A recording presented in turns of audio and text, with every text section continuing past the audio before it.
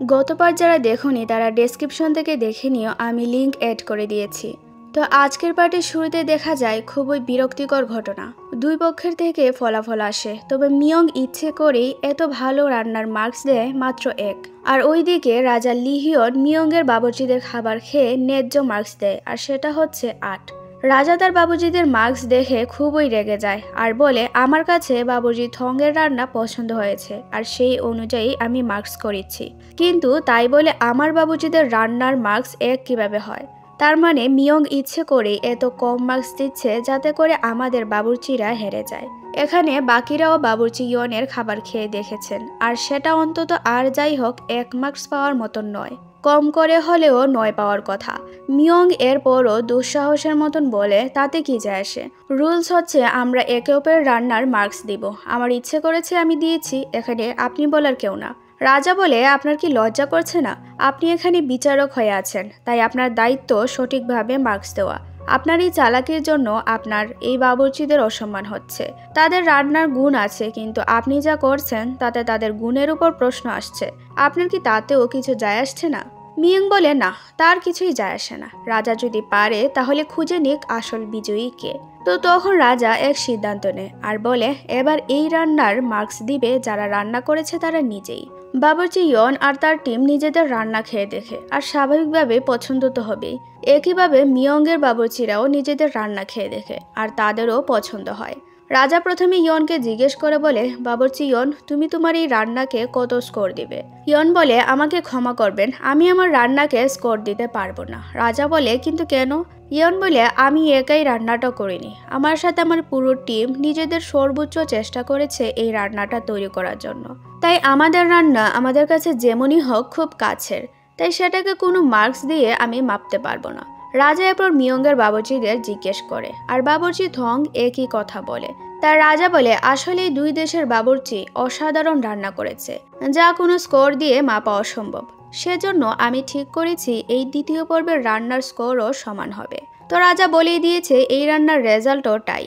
ইয়নের জন্য জেতা আরও মুশকিল হয়ে পড়ে, কারণ শর্ত ছিল যদি 3টা পর্বেরই ফলাফল টাই হয় তাহলে জিতবে মিয়ংয়ের বাবুর্চিরা। তাই যে করেই হোক তৃতীয় পর্বে ইয়নকে জিততেই হবে, না হলে সে টাই হলেও হেরেই যাবে। তো রাতে রাজা ইয়নকে ডেকে পাঠায়। ইয়ন আসার পর রাজা তাকে বিশেষ রকমের চা দেয় যেন তার ক্লান্তি দূর হয়। ইয়ন খাওয়ার পর বলে, আসলে খুব ভালো লাগছে এখন। রাজা এরপর ইয়নের কাছে মাফ চায় এই প্রতিযোগিতার আয়োজন করার জন্য, আর সে এটাও বলে যে আমি প্রতিযোগিতা বন্ধ করে দেই আর মিয়ংয়ের সামনে মাথা নত করে ফেলি। ইয়ন বলে, না, আপনার মাথা নত করতে হবে না, আমি চাই শেষ পর্যন্ত লড়তে। আমি এখনো চাই প্রতিযোগিতা যে করে হোক জিততে, কারণ এখানে সবাই অনেক এফোর্ট দিচ্ছে, তাই আমি এই শেষ মুহূর্তে পিছুপা হতে চাই না। রাজা এরপর ইয়নকে বলে, আমাকে ওয়াদা করো আর নিজেকে ব্যথা দিবে না, কারণ তোমার ব্যথা লাগলে কষ্ট আমার হয়। ইয়ন রাজার থেকে এরকম কথায় বেশ অবাক হয়, কারণ এমন কথা তো কেউ তখন বলতে পারে যখন সে সামনের মানুষটাকে পছন্দ করে। তারপর রাজা ইয়নকে রাজ চিকিৎসকের কাছে পাঠায় তার হাতের ব্যথাটা সারানোর জন্য। ইয়ন চিকিৎসা নেওয়ার পর তার তৃতীয় রাউন্ডের রান্নার প্রস্তুতি শুরু করে।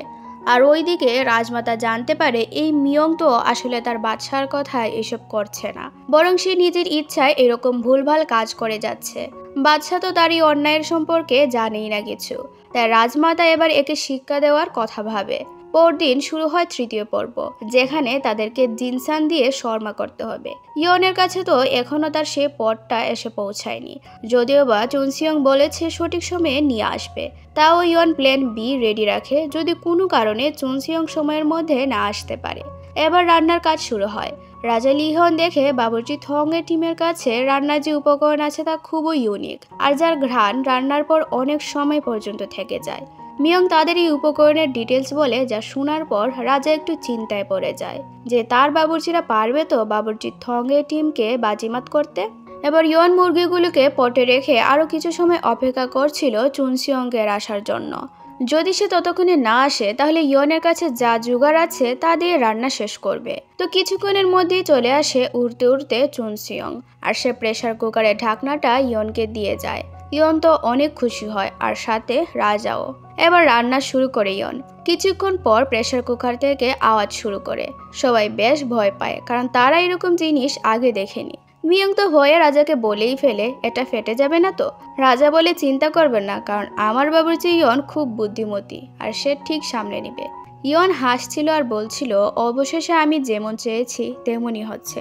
আমি বিশ্বাস করতে পারছি না এই যুগে আমি প্রেসার কুকার দিয়ে রান্না করছি। আর ইয়নের রান্নার ফাইনাল সিটি বাজতে তার শর্মা রেডি হয়ে যায়। রাজা সহ মিয়ঙ্গ চমকে উঠেছিল এর সাউন্ডে। তো বাবুর্চি থংয়ের টিম ভাবছিল কিভাবে এত জলদি তাদের রান্না হয়ে গেল। এটা কেমন জিনিস দিয়ে রান্না করছে এরা, বুঝতেই পারছিল না। ইয়নকে তার টিম বলছিল বাবুর্চি থংদের রান্না হতে অনেক দেরি হবে আর আমাদের প্রায় হয়ে গিয়েছে।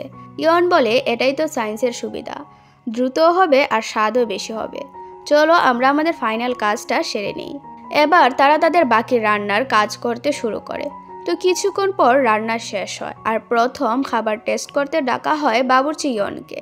ইয়নের রান্না রাজা এবং মিয়ং খাওয়ার পর পৌঁছে যায় কল্পনার জগতে, যেখানে কত কিছু উড়ে বেড়াচ্ছিল। খাবারের সাথে সাথে ইয়ন সেটা বাস্তবেও অনুভব করিয়ে ছেড়েছে। মিয়ং মনে মনে বলে, সত্যি এই টেস্টটা একদমই নতুন, অসম্ভব মজাদার হয়েছে, ইচ্ছে করছে তো সম্পূর্ণটাই খেয়ে ফেলি। মুখে দিতেই যেন মিলিয়ে যাচ্ছে কোথায়। তো রাজা ও মিয়ং দুজনেরই খুব পছন্দ হয় ইয়নের খাবার। এবার ডাকা হয় বাবুর্চি থংয়ের টিমকে। তাদের রান্নার উপকরণই যেহেতু খুব দামি এবং নতুন, তাই স্বাভাবিকভাবেই এর টেস্ট সবার পছন্দ হয়। কিন্তু বড় বিষয় এখানে, ইয়ন যা রান্না করেছে তা ছিল সাধারণ উপকরণ দিয়ে, কিন্তু এই সাধারণ উপকরণের টেস্ট ইয়ন অসাধারণ এনেছে। এখানেই তফাৎ ছিল ইয়ন এবং থংয়ের রান্নার মধ্যে। এবার রাজা আজকের ফলাফলের ভার দিয়ে দেয় দুই পক্ষের বাবুর্চিদের হাতে। রাজা বলে, এখন বাবুর্চি ইয়ন টিম আর বাবুর্চি থং টিম একে অপরের রান্না টেস্ট করবে আর তারপর তারা একে অন্যের রান্নার মার্কস করবে। তো ইয়নের রান্না দেওয়া হয় বাবুর্চি থং টিমের সামনে আর ইয়নকে দেওয়া হয় বাবুর্চি থংয়ের রান্না। বাবুর্চি ইয়ন টিম থংয়ের রান্না খেয়ে প্রশংসা করে, কারণ তাদের উপকরণ ছিল অসম্ভব রকমের ভালো। ইয়ন খেয়াল করে দেখে বাবুর্চি থং টিমের মধ্যে একজন বাবুর্চি খাবার টেস্ট করছিল না, যার নাম বিয়ং। ইয়ন জিজ্ঞেস করে, সে খাবার না খেলে আমাদের রান্নার মার্কস দিবে কি করে? তখন ইয়ন জানতে পারে বাবুর্চি বিয়ং যবে থেকে রান্না করার দক্ষতা অর্জন করে তবে থেকে সে কোনো কারণে রান্না টেস্ট করা বন্ধ করে দেয়। এখন এটা সে কেন করে কেউই জানে না। রাজাও এই বিষয়টা খেয়াল করে আর মিয়ংকে বলে, খাবার খাচ্ছে না কেন আপনার বাবুর্চি? মিয়ং বলে, সে কখনই খাবার টেস্ট করে না। এবার এতে আমার কিছু করার নেই, তাই মার্ক তো সে এমনিতেও দিতে পারবে না। তো এখন রাজা পড়ে যায় বিপাকে, কারণ সে মার্ক না দিলে তো ইয়ন পিছিয়ে পড়বে নিশ্চিত। ইয়ন খুব ভালো করে খেয়াল করে বাবুর্চি বিয়ংকে, আর সে নিজে যেহেতু একজন ভালো বাবুর্চি, তাই সে বুঝতে পারে বাবুর্চি বিয়ংয়ের মধ্যে কিছু একটার অনুশোচনা আছে, তাই সে খাবার টেস্ট করা ছেড়ে দিয়েছে। ইয়ন তখন আলাদা একটা বাটি নেয় আর সেখানে সে তার রান্নার সব উপকরণকে একসাথে মিশিয়ে ফেলে। পরে সে বাবুর্চি বিয়ংকে দিয়ে বলে, আপনি এই বাটি থেকে খেয়ে দেখুন, আমার মনে হয় খাবার সবসময় মিশিয়ে খেলে অন্যরকম স্বাদ আসে। তো এই প্রতিযোগিতার ফলাফল যাই আসুক না কেন, আমি একজন বাবুর্চি হিসেবে রান্না করেছি যেন আপনিও সবার মতন খাবার খেয়ে খুশি হন। আর আমার কাজে মানুষের হারিয়ে যাওয়া স্বাদ ফিরিয়ে এনে তাদেরকে খুশি করা। তখন বাবুর্চি বিয়ং খাবারের দিকে তাকিয়ে তার দাদির কথা মনে করে। আসলে ওই সময় বাবুর্চি বিয়ং নতুন নতুন রান্না শুরু করে আর সে খুব বেশি অবসেস ছিল খাবারের টেস্ট নিয়ে। তার দাদি এসব দেখে বিরক্ত হয় আর বলে, খাবারের মধ্যে এত স্বাদের ভিন্নতা আনার চেষ্টা করে খাবারকে জটিল করার মানে হয় না, বরং এইভাবে একসাথে খাবারকে মিশিয়ে খেয়ে দেখো, অন্যরকম স্বাদ পাবে। বিয়ং তার দাদির হাতের খাবার খাওয়ার পর বলে, আসলে দাদি, এটা অনেক মজা হয়েছে। তো এইসব মনে করে বাবুর্চি বিয়ং আজ এতগুলো বছর পর প্রথম খাবার টেস্ট করতে ইয়নের খাবার মুখে দেয় আর বেচারার চোখ ভিজে আসে কান্নায়। সবাই সেখানে শকড হয়ে তাকিয়ে থাকে যে বাবুর্চি বিয়ং খাবার খাচ্ছে, তাও আবার কেঁদেই ফেলেছে। বাবুর্চি বিয়ং কান্না করতে করতে বলে, এটা তো সেই হারিয়ে যাওয়া স্বাদ যা আমি এতগুলো বছর ধরে মিস করেছি। আমি একবার আমার দাদির হাতের রান্না খাওয়ার পর শকড হয়ে যাই। তবে থেকে আমি উনার মতন রান্নার স্বাদ আনার চেষ্টা করি, কিন্তু কিছুতেই সেই স্বাদকে আমি আর ফিরিয়ে আনতে পারিনি। সেই অনুশোচনা, অনুতাপ আর রাগ থেকে আমি খাবার রান্নায় টেস্ট করা ছেড়ে দিই, কারণ আমার দাদিমাকে আমি নিজের কাছে আজীবন রাখতে পারিনি আর তার সাথে তার রান্নার স্বাদকেও আমি হারিয়ে ফেলি। সেই অনুশোচনার বোঝা আজও আমার মধ্যে ছিল। কিন্তু আশ্চর্যের ব্যাপার হলো, তোমার এই খাবারের মধ্যে আমি আমার দাদিমাকে এতগুলো বছর পর খুঁজে পেয়েছি। সেই একই স্বাদ, একই মায়া, মমতা আমি অনুভব করতে পারছি। আমি নিজেকে আর কখনোই সর্বোত্তম বাবুর্চি বলবো না, কারণ আমি আমার দাদিমার রান্নাকেই বাজিমাত করতে পারিনি। এই বলে সে ইয়নের খাবারটা সম্পূর্ণ খেয়ে নেয়। ইয়ন বলে, আসলে কি জানেন, আমি এই রান্নাটা আমার মন থেকে ভালোবেসে বানিয়েছি। আর এটা আপনার দাদিমার রান্নার ছোঁয়া অনুভব এই জন্যই হয়েছে কারণ হয়তোবা তিনিও একইভাবে আপনার জন্য ভালোবেসে রান্না করেছিলেন। তো এবার ইয়নের থেকে এত সুন্দর ব্যাখ্যা পাওয়ার পর বাবুর্চি বিয়ং বুঝতে পারে রান্না করার আসল অর্থ হচ্ছে খাবারের মাধ্যমে নিজের ভালোবাসার একটা প্রকাশ। বাবুর্চি বিয়ং সবার সামনে নিজের হার স্বীকার করে নেয় আর বলে জো সিয়ং এর বাবুর্চি সত্যিকার অর্থে অনন্য। এবার রাজা ফলাফল প্রকাশ করতে বলে, যেখানে দেখা যায় বাবুর্চি ইয়ন টিম দিয়েছে 27 মার্কস। এখন বাবুর্চি ইয়ন টিমকে জিততে হলে 27 থেকে বেশি মার্কস পেতেই হবে। সবাই অধীর আগ্রহ অপেক্ষা করছে কি হবে ফলাফল। তখন দেখা যায় বাবুর্চি থং দিয়েছে 28 মার্ক, অর্থাৎ 1 মার্কসের ব্যবধানে এই প্রতিযোগিতায় জিতে যায় বাবুর্চি ইয়ন টিম। সবার সে কি আনন্দ। সেই সাথে বাবুর্চি থং টিমের এরাও খুশি ছিল যে আসল বুদ্ধিমত্তারই জয় হয়েছে।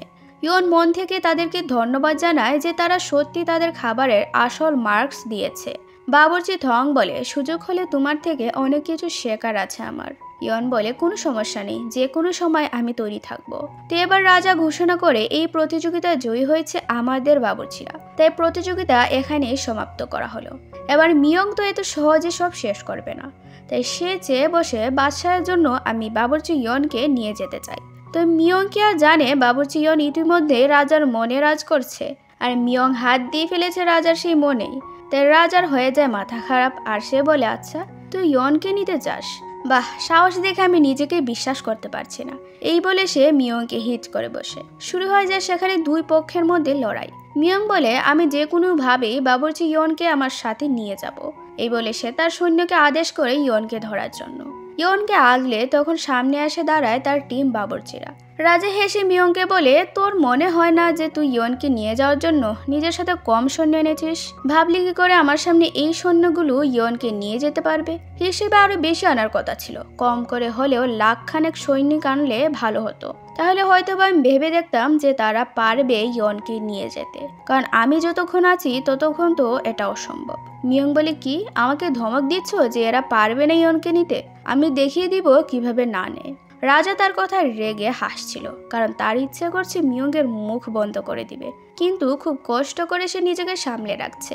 তো যখন এদের মধ্যে ঝামেলা আরো বাড়তে যাচ্ছিল তখন সেখানে হাজির হন রাজমাতা। রাজমাতা এসে মিয়ংয়ের মুখ বন্ধ করে ফেলে। রাজমাতা জানায়, আমি বাদশার স্ত্রী থেকে চিঠি এনেছি, আর আমি জানতে পেরেছি তুমি এইসব করছো কারো অনুমতি ছাড়াই। এবার বলো তুমি কি চাও, আমি বাদশাকে জানিয়ে দিব। মিয়ং সহ বাকি সবাই রাজমাতার সামনে মাথা নত করে বসে পড়ে। মিয়ং মাফ চাইতে থাকে যে সে এইরকম আর করবে না, তাকে যেন এইবারের মতন মাফ করা হয়। রাজা বলে, আর কথা মতন আমরা সব জিনিস পাবো তো? ধোকা দিবেন না তো? মিয়ং বলে, আমি ওয়াদা করছি সব পাবেন, আমাকে দয়া করে মাফ করে দিন। এবার রাজমাতা তাকে ছেড়ে দেয় আর মিয়ং কোনো মতে সেখান থেকে পালায়। রাজমাতা তখন রাজাকে বকাবকি করে যে আজ তার কাছে চিঠি না থাকলে অনেক বড় কাহিনী হতে পারত। তাই আগে থেকে এরকম প্রতিযোগিতা করার আগে যেন একবার দেশের ব্যাপারে চিন্তা করে। রাজা বলে, আমি পরের বার থেকে খেয়াল রাখবো। রাজমাতা বলে, আর আমি অনুমতি চাই একটা কাজের জন্য। রাজকুমার জিন মিয়াং আসবেন বাবুর্চি ইয়নের রান্না খেতে, আপনি কি বলেন? রাজা বলে, কোনো সমস্যা নেই, আমি সব ব্যবস্থা করে দিব। তো এবার মগজু রাজকুমার জোসিউনের সাথে পরিকল্পনা করে খাবারে নকল মিশিয়ে দিবে, যেন ইয়নকে এইবার অন্তত বিতাড়িত করতে পারে। ওইদিকে রাজা লি হন তার সৈন্যকে বলে সে জানতে চায় তার বিরুদ্ধে কারা চাল দিচ্ছে, আসল দোষীকে খোঁজ করতে আর তাকে জানাতে। এদিকে ইয়ন আর সং খুশি হয়ে ঘুমাতে আসে। ইয়ন বলে, অবশেষে আমরা আমাদের দেশকে রক্ষা করতেই পেরেছি। সং বলে, এই অভিজ্ঞতা আমি জীবনে ভুলব না। ইয়ন বলে, এটা ভুলার মতনই না, একটুর জন্য সব শেষ হয়ে যাচ্ছিল। সং ঘুমিয়ে পড়ার পর ইয়ন বলে, আমি চলে যাওয়ার পর তোমাদেরকে অনেক মিস করব। মহারাজের সাথেও একটা অ্যাটাচমেন্ট এখন ফিল হয়, কিভাবে যে সবাইকে ছেড়ে যাব। এতদিন যাওয়ার জন্য কতই না অপেক্ষা করেছি, কিন্তু এখন যেন মন ভারী হয়ে আসছে।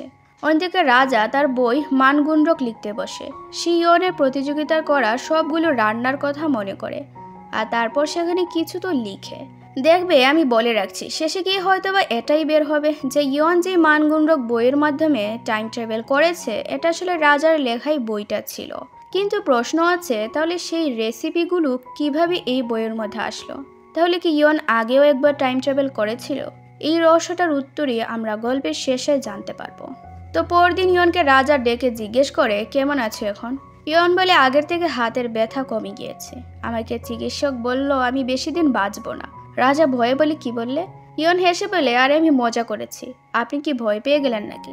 রাজা বলে এইসব ফালতু মজা কেন করো, এটা মজা করার বিষয়। ইয়ন বলে আমি দুঃখিত।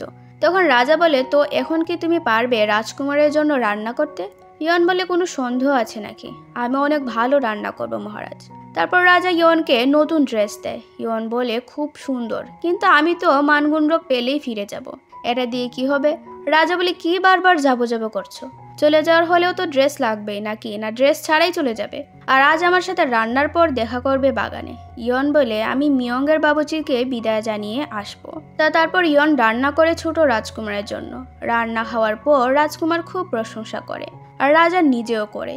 ইয়ন তাদের খেতে দেখে খুব বেশি খুশি হয় আর ভাবে তাহলে কি আমি ইতিহাস বদলে দিচ্ছি? কারণ আমি ইতিহাসের রাজাকে কঠোর পড়েছি, কিন্তু এই রাজা তো সম্পূর্ণ আলাদা। এবার ইয়ন মিয়ঙ্গের বাবুজিদের বিদায় জানায়। বাবুজি থং, বিয়ং আর ইয়াচিন তিনজনই ইয়নের প্রতি খুশি ছিল, তাই তারা কিছু উপকরণ উপহার স্বরূপ দেয়, আর ইয়নও জিনসাং উপহার হিসেবে তাদেরকে দেয়।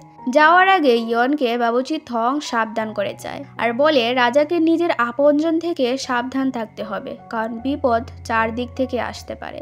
ইয়ন প্রাসাদে ফিরতে রাজকুমারের মা এসে ইয়নকে থাপ্পড় দিয়ে বলে তোমার রান্না খেয়ে আমার ছেলে অসুস্থ হয়ে পড়েছে, তার হুঁশ ফিরছে না, আমি তোমাকে ছাড়বো না। ইয়ন অবাক হয়ে বলে মানে?